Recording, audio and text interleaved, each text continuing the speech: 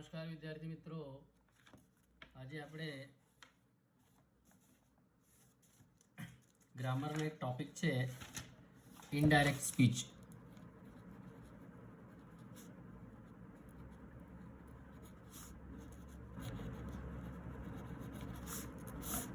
એના આપણે એક્ઝામ્પલ જોઈશું. તો તમને ખ્યાલ જ છે કે ડાયરેક્ટ ઇનડાયરેક્ટની અંદર, જેને ગુજરાતીમાં આપણે પ્રત્યક્ષ અને પરોક્ષ કહીએ છીએ, એના અગાઉ આપણે બે વિડીયોની અંદર કેટલાક એક્ઝામ્પલ જોયા હતા. આજે વિશેષ એક્ઝામ્પલ જોઈએ, જેથી કરી તમને ફરીથી રિમાઇન્ડ થઈ જાય કે ડાયરેક્ટ ઇનડાયરેક્ટમાં કઈ રીતના આપણે એને રૂપાંતર કરી શકીએ છીએ. તમને ખ્યાલ જ છે એ રીતના ડાયરેક્ટ ઇનડાયરેક્ટની અંદર ડાયલોગ ફોર્મની અંદર ધોરણ 10માં પૂછવામાં આવે છે. તો એ હું ડાયલોગ લખી રહ્યો છું. Do you want to buy a basket?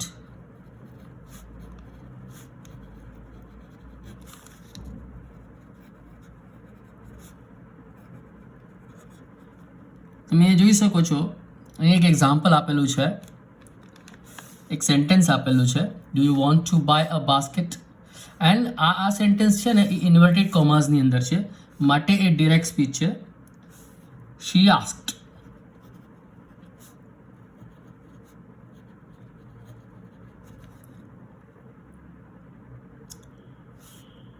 પછી એવું આગળ કહે છે કે they are very strong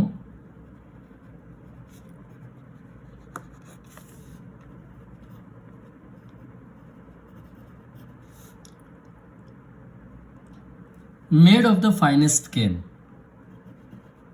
Made of the finest skin. Can એટલે નેતર.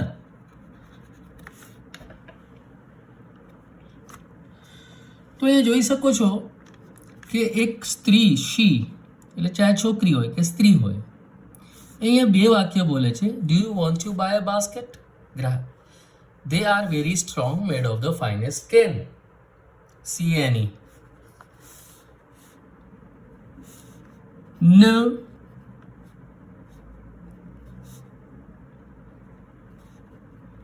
I said.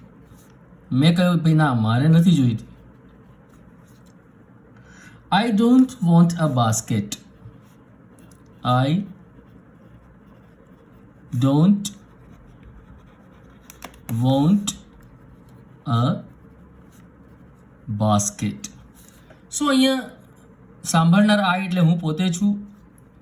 સામે સી આસ્ક્ડ એ કોઈ સ્ત્રી અથવા છોકરી છે. આપણે અંદર ધોરણ 10માં યુનિટમાં ભણવામાં આવે છે. એ ફકરાનો, એ યુનિટનો એક ફકરો લેવામાં આવ્યો છે અહીંયા.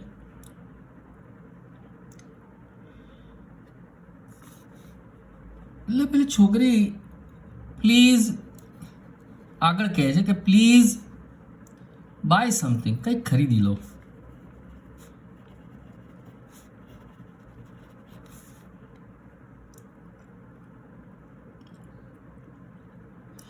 I haven't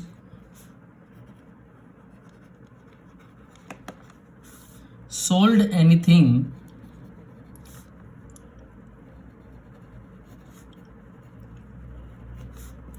today. She said. હવે તમે અહીંયા જોઈ શકો છો કે અહીંયા કે આ ફકરો આપ્યો છે. આ ફકરો જનરલી સેક્શન ડીમાં પૂછાય છે.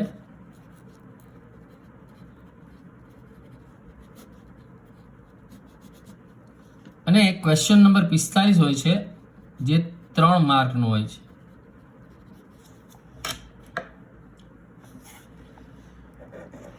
તમે જોઈ શકો છો કે સેક્શન ડી, તમારું જે બોર્ડનું પ્રશ્નપત્ર હોય છે એમાં સેક્શન ડી અને પ્રશ્ન નંબર 45 અને 3 માર્કનો હોય છે. અહીંયા આપણને હવે એક ડાયલોગ આપી દીધો છે. Let's read dialogue. Do you want to buy a basket? She asked. They are very strong, made of the finest skin. No, I said. I don't want a basket. Please buy something. I haven't sold anything today, she said. તો હવે જ્યારે આપણે ડિરેક્ટમાંથી ઇનડિરેક્ટમાં જઈએ છીએ એટલે સૌથી પહેલાં આપણે નક્કી કરવું પડે વાક્યના પ્રકાર. પહેલું વાક્ય છે do you want to buy a basket. આ પ્રશ્નાર્થ વાક્ય છે. They are very strong made of the finest cane. આ વિધાન વાક્ય છે. નો વિધાન. I don't want a basket વિધાન. પ્લીઝ બાય સમથિંગ બરાબર છે. આજ્ઞાર્થ. આજ્ઞાર્થ એટલા માટે કહેવામાં આવે છે કે અહીંયા વાક્યની શરૂઆત જનરલી ક્રિયાપતિ થતી હોય ત્યારે આજ્ઞાર્થ વાક્યમાં ગણવામાં આવે છે. ત્યાર પછીનું વાક્ય છે આઈ હેવન્ટ સોલ્ડ એનીથિંગ ટુડે. આ છે વિધાન વાક્ય. તો જ્યારે તમે ડિરેક્ટમાંથી ઇનડિરેક્ટમાં ટ્રાન્સફર કરો છો ત્યારે સૌથી પહેલાં તમારે વાક્યના પ્રકારને નક્કી કરી નાખવા. કારણ કે વાક્યના પ્રકાર જો નક્કી હશે જ તો જ તમે તેને પ્રત્યક્ષમાંથી પરોક્ષમાં લઈ જઈ શકો. મીન્સ ડિરેક્ટમાંથી ઇનડાયરેક્ટમાં લઈ જશો. ધ્યાન રાખો, અવતરણ ચિહ્નમાં આપેલું વાક્ય જ ડિરેક્ટ વાક્ય છે જેને પ્રત્યક્ષ રચના કહેવામાં આવે છે. ચલો હવે આપણે એને ઇનડિરેક્ટમાં ફેરવીએ. પેલું વાક્ય કોણ બોલે છે? C asked. કોને કહે છે? આઈ એટલે મને. તો અહીંયા જ્યારે હું અહીંયા એમ લખું સી આસ્ક્ડ, આઈનું શું થઈ જશે અહીંયા? મી, કારણ કે હું સાંભળનાર છું અહીંયા. અને જ્યારે ઈ સાંભળનાર તરીકે આવે છે ત્યારે કર્મ વ્યક્તિ સ્વરૂપમાં ફેરવાઈ જાય છે. હવે અહીંયા મેં રિપોર્ટિંગ વર્બ જે છે એ આસ્ક મૂક્યું. અહીંયા આસ્ક મેં એટલા માટે મૂક્યું છે કે ઉપરનું વાક્ય જે છે એ પ્રશ્નાર્થ છે. જ્યારે પ્રશ્નાર્થ વાક્ય હોય ત્યારે રિપોર્ટિંગ વર્બ તરીકે આસ્કનો ઉપયોગ થાય છે અને સંયોજક તરીકે WH વર્ડ અથવા ઇફનો ઉપયોગ થાય છે. હવે અહીંયા જો અહીંયા ડુ જે છે એ WH વર્ડ્સ નથી, માટે અહીંયા વાક્યની શરૂઆત WH વર્ડથી ન થતી હોવાથી આપણે સંયોજક અહીંયા ઇફ મૂકીશું. તો આ થયું તમારું સંયોજક. હવે આ વાક્ય છે do you want to buy a basket. Do you want to buy a basket. આ વાક્ય પ્રશ્નાર્થ છે, એને વિધાન કરવું હોય એટલે આ ડુ કાઢી નાખીએ એટલે વાક્ય ઓટોમેટિક વિધાન વાક્ય બની જાય. You want to buy a basket. હવે આ વાક્ય કોણ બોલે છે? શી. તો આ યુ શીએ પોતાના માટે વાપર્યો છે કે આઈ માટે વાપર્યો છે? સ્વાભાવિક છે કે આઈ માટે. એટલે આઈનું શું થશે? અહીંયા આઈ જ રહેશે. I wanted. જો અહીંયા મેં વોન્ટનું અહીંયા વોન્ટેડ કરી નાખ્યું છે કારણ કે આ ભૂતકાળનું છે. રિપોર્ટિંગ વર્બ ભૂતકાળનું છે એટલે સાદો વર્તમાનકાળનું રૂપાંતર સાદા ભૂતકાળમાં થાય છે. I wanted. હવે જો અહીંયા બાય છે ને એ ઇન્ફિનિટિવ સાથે છે. ટુ બાય એ ઇન્ફિનિટિવ કહેવાય. ઇન્ફિનિટિવ એટલે સામાન્ય કૃદંત, એટલે એમાં કોઈ ફરક પડતો નથી. I want to buy a basket. હવે જો અહીંયા આગળ પાછો એ પૂછે છે, એ છોકરી પાછી મને પૂછે છે, મીન્સ આઈને પૂછે છે they are very strong made of the finest scan. એટલે જ્યારે ફરીથી આ વાક્ય વિધાન વાક્ય છે તો આ વિધાન વાક્યને જોડવા માટે આપણે એન્ડ સંયોજક તરીકે વાક્યને જોડવા માટે એન્ડ સંયોજકનો ઉપયોગ કરીશું. એન્ડ એડેડ અને ઉમેરો કરે છે. શેનો ઉમેરો કરે છે? Added that. અહીંયા પાછું આ સંયોજક છે. કેમ ધેટ વાપર્યું? કારણ કે આ વાક્ય વિધાન વાક્ય છે. જ્યારે પણ વિધાન વાક્ય હોય ત્યારે સંયોજક તરીકે ધેટનો ઉપયોગ કરવામાં આવે છે. That they are very strong made of the finest scan. તેનું અહીંયા દે જ રહેશે, આરનું વેર થઈ જશે. They were very strong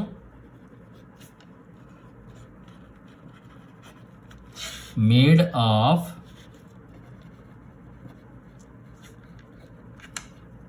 the finest scan.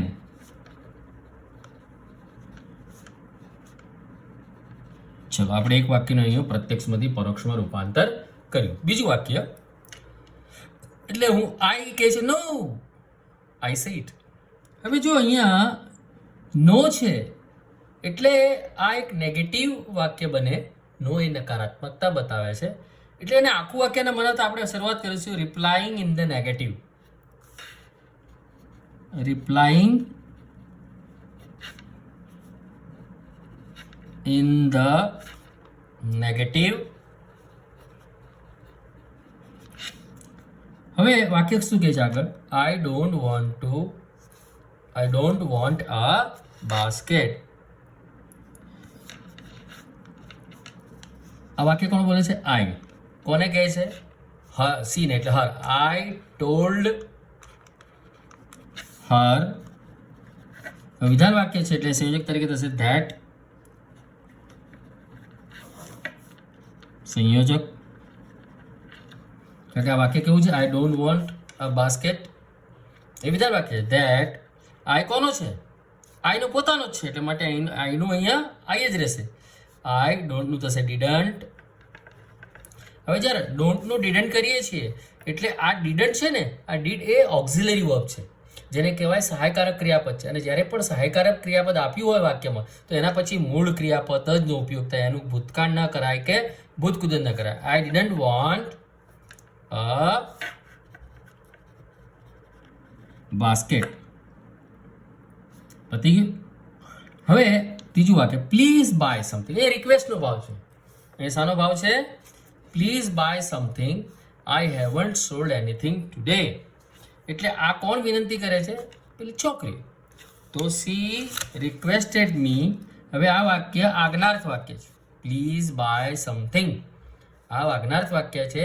અને જ્યારે તમે આજ્ઞાર્થ વાક્યનું ડિરેક્ટમાંથી ઇનડિરેક્ટમાં રૂપાંતર કરો છો ત્યારે સંયોજક તરીકે ટુ અથવા નોટ ટુનો ઉપયોગ થાય છે. જો અવતરણ ચિહ્નમાં આપેલું વાક્ય અથવા ડિરેક્ટ સ્પીચ હકાર હોય તો ટુ સંયોજક ઉપયોગ કરો, અને જો ડિરેક્ટ સ્પીચ નકાર હોય તો નોટ ટુ સંયોજકનો ઉપયોગ કરો. તો અહીંયા જોઈએ કે સી રિક્વેસ્ટેડ મી. હવે જો અહીંયા આ વાક્ય કેવું છે તમને બતાવી દઉં. પ્લીઝ બાય સમથિંગ આ વાક્ય વિધાન છે. હકાર વિધાન એટલે વિધાન વાક્ય છે, પાછું હકાર છે, એટલે અહીંયા સંયોજક તરીકે હું અહીંયા ટુ મૂકીશ. ટુ મૂક્યા પછી જો અહીંયા પ્લીઝ કાઢી નાખવાનું, કારણ કે અહીંયા આપણે ઓલરેડી રિક્વેસ્ટ શબ્દોનો ઉપયોગ કર્યો છે.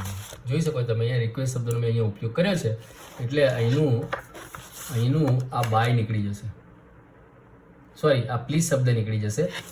Want to by something.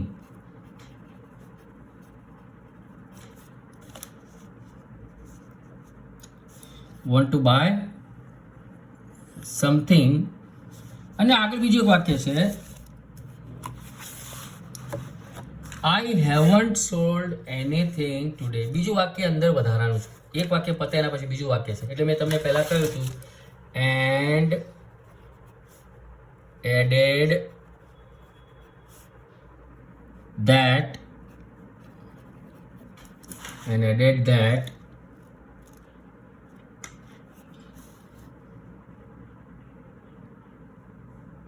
that she had not. देखो અહીંયા હેવન્ટ છે. આઈ કોનો છે? શી નો છે, બરાબર છે. એટલે અહીંયા આપણે આની જગ્યાએ શી મૂકીશું. શી had not sold anything today નું થશે that day.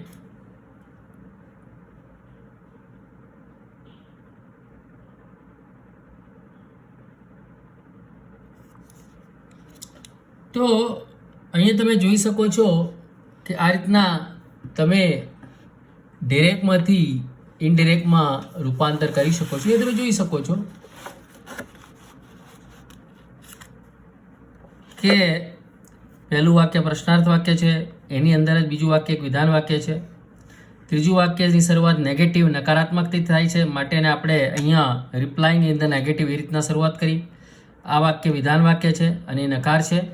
એના પછીનું વાક્ય પ્લીઝ બાય સમથિંગ, આ આજ્ઞાર્થ વાક્ય છે જેમાં વિનંતીનો ભાવ રહેલો છે.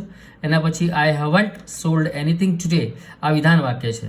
તો આ આખી ડિરેક્ટ રચનાને જ્યારે આપણે ઇનડિરેક્ટમાં ફેરવીએ છીએ તો ખાસ કરીને તમારે વાક્યોના પ્રકાર, વાક્ય કયા પ્રકારનું છે એ જો ધ્યાનમાં રાખી, એને ધ્યાનમાં રાખીને આપણે રિપોર્ટિંગ વર્બ અને રિપોર્ટિંગ વર્બને ધ્યાનમાં રાખીને કયો કાળ છે એ કાળના પ્રમાણે એનું રૂપાંતર કરવામાં આવે છે. તો આ રીતે આપણે અહીંયા એક સરસ મજાનું એક્ઝામ્પલ આપણે અહીંયા ડિરેક્ટ ઇનડિરેક્ટનું જોયું. હવે બીજું એક એક્ઝામ્પલ આપણે જોઈએ.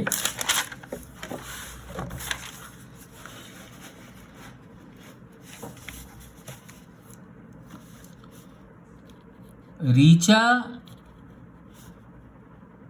says, "Hi, Vinita. How are you?"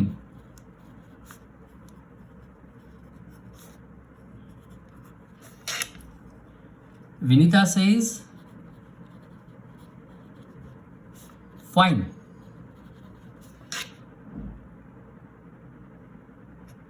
Thank you.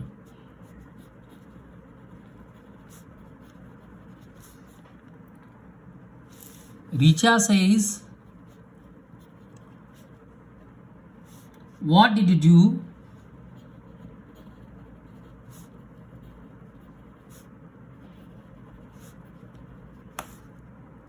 during the Diwali vacation?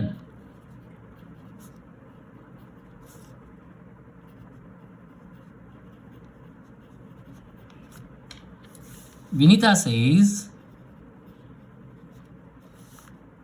"We had a camp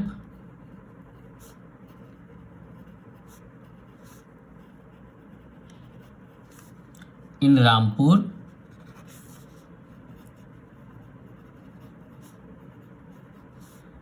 We were 30 girls."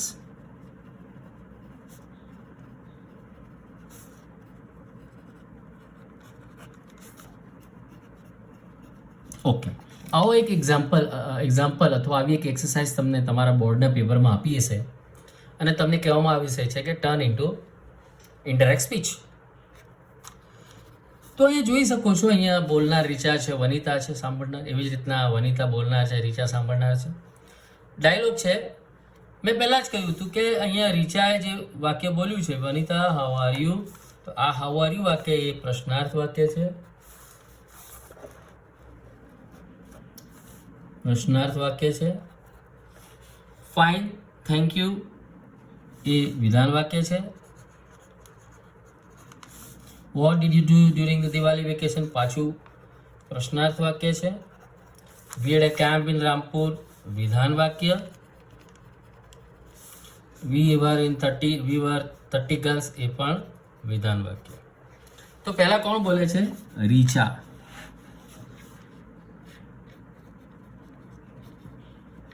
Hi Vanita, how are you. તો રીચા, હવે અહીંયા કોઈક આપણને મળે ને એટલે આપણે ગ્રીટિંગ્સ શબ્દ વાપરીએ. આને ગ્રીટિંગ્સ કહેવાય અંગ્રેજીમાં. કોઈને આપણે મળવું, એને હાય હેલો કરવું, બરાબર છે. આને અંગ્રેજીમાં ગ્રીટિંગ્સ કહેવાય અને એનો વર્બ છે ગ્રીટેડ. તો રીચા ગ્રીટેડ વનિતા વિથ હાય,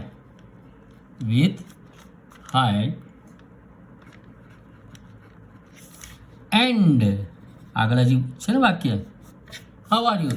હવે હાઉ આર યુ પ્રશ્નાર્થ વાક્ય છે એટલે અહીંયા આપણે સંયોજક તરીકે રિપોર્ટિંગ વર્બ તરીકે આપણે આસનો ઉપયોગ કરીશું, એ પણ ભૂતકાળ. કોને પૂછે છે? વનિતા માટે શું વાપરીશું? હાર. હવે હાવ એ જે છે એ WH વર્ડ છે. હાવ એ WH વર્ડ છે માટે પોતે સંયોજકનું કામ કરશે. હાવ.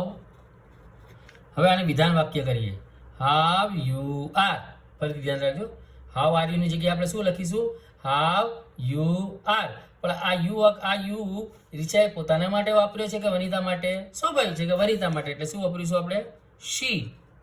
શી સાથે ઇઝ આવે, પણ અહીંયા આપણે વોઝ કરવું પડે, કારણ કે આગળ ભૂતકાળનું રિપોર્ટિંગ વર્બ છે, માટે વર્તમાન કાળનું ભૂતકાળમાં રૂપાંતર થાય. Vanita says fine, thank you. હવે અહીંયા એનો આભારનો વ્યક્તિ છે, તો એમ લખી શકાય થેન્કિંગ રીચા. થેન્કિંગ એટલે આભાર માનતા, રીચાનો આભાર માનતા વિનીતા said that. હવે વિધાન વાક્ય જારી, એટલે આપણે શું કરીશું? said that. અહીંયા સંયોજક છે,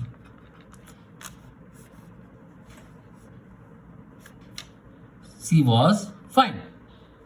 આપણે આ વાક્ય ઉમેરવું પડે. she was fine. આખો અહીંયા ફાઇન શબ્દ છે ને, પણ એનું આખું વાક્ય બનાવવું પડે. she was fine. આગળનું વાક્ય, Richa says, what did you do during the Diwali vacation? વાક્ય પ્રશ્નાર્થ છે, એટલે આપણે રીચા વાક્ય બોલે છે, એટલે કે રીચા asked વિનીતા. વોટ સંયોજકનું કામ કરશે અહીંયા? વોટ આ સંયોજક છે. Did you do during the Diwali vacation. હવે આને આપણે વિધાન વાક્ય બનાવવાનું છે. Did you do during the Diwali vacation. જ્યારે આપણે આ પ્રશ્નાર્થ વાક્યને વિધાન વાક્ય બનાવીએ છીએ, અને આ વાક્ય પાછું ભૂતકાળનું પ્રશ્નાર્થ વાક્ય છે, એટલે આને આ ડીડ કાઢી નાખીએ, એટલે ડુનું ભૂતકાળ અહીંયા ડીડ થઈ જાય. આ યુ કોના માટે વપરાયો છે? વિનિતા માટે. એટલે સી વોટ સી ડીડ છે, એ ડીડ છે, ભૂતકાળનું સ્વરૂપ છે, એનું ભૂતકાળ શું થશે? ડન. તો વોટ સી હેડ ડન. કારણ કે તમને ખ્યાલ હોય, ડિરેક્ટમાંથી ઇનડિરેક્ટમાં જ્યારે આપણે કોઈ વાક્યને ફેરવીએ છીએ, ને જો વાક્ય ભૂતકાળનું હોય તો એનું પૂર્ણ ભૂતકાળમાં રૂપાંતર કરવામાં આવે છે. હેડ વત્તા ભૂતકૃદન, હેડ વત્તા ભૂતકૃદન. હેડ ડન અહીંયા આવે, had done during the Diwali vacation.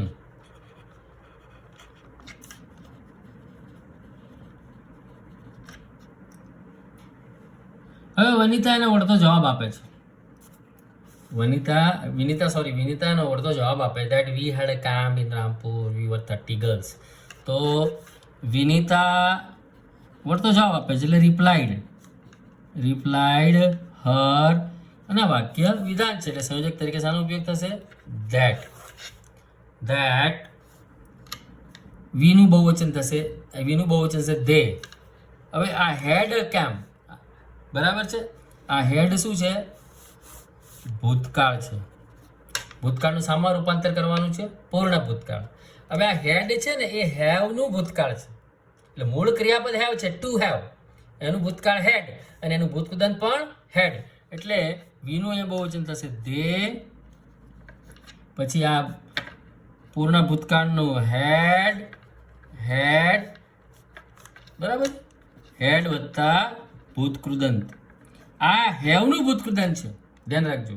અને વાક્ય ભૂતકાળનું છે, એટલે આપણે આ વાક્યને પૂર્ણ ભૂતકાળમાં ફેરવ્યું છે, હેડ વત્તા ભૂતકૃદનમાં ફેરવ્યું, એટલે ડબલ હેડ આવશે, હેડ વત્તા હેડ. તે હેડ a camp in Rampur.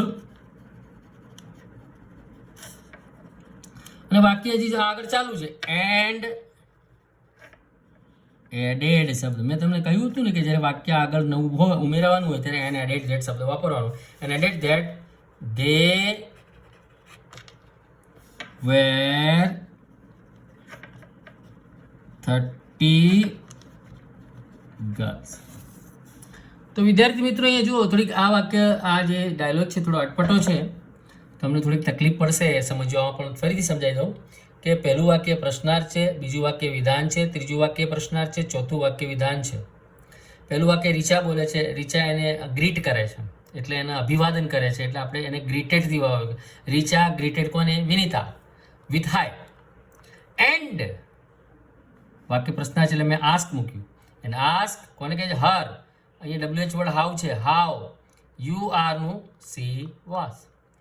Vinita એનો આભાર માને છે, એટલે thanking Richa Vinita said that, Vinita thank you એ બોલે છે ને, એટલે thanking Richa Vinita said that fine જે શબ્દ છે એને આખું વાક્ય બનાવવું પડે, સી વોઝ ફાઇન. ત્રીજું વાક્ય છે, પ્રશ્નાર્થ વાક્ય છે. Richa says what did you do during the Diwali vacation.